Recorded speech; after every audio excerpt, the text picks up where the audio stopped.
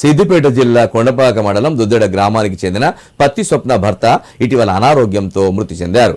విషయం తెలుసుకున్న 2007-2008 విద్యా సంవత్సరానికి చెందిన ఎస్ఎస్సీ బ్యాచ్ విద్యార్థులు ఆమె కుటుంబానికి తమ వంతుగా ఆర్థిక సహాయం అందజేశారు. చిన్ననాటి నుంచి తమతో కలిసి చదువుకున్న స్వప్న భర్త అనారోగ్యంతో మృతి చెందడం బాధాకరమని వారు తెలిపారు. పేద కుటుంబానికి చెందిన స్వప్న భర్త ఆరోగ్య చికిత్స కోసం అనేక అప్పులు చేసినప్పటికీ ఫలితం లేకుండా పోయిందన్నారు.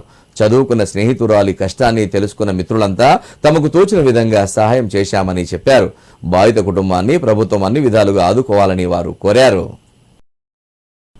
దుద్దేడ గ్రామంలో మా చిన్ననాటి స్నేహితురాలైన పత్తి స్వప్న గారి భర్త మరణించడం చాలా బాధాకరం.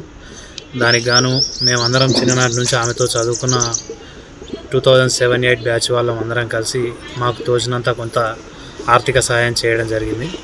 అదేవిధంగా ప్రభుత్వం నుంచి ఏవైనా ఇలాంటి కుటుంబాలకు సహాయ సహకారాలు అందాలని కోరుకుంటున్నాను.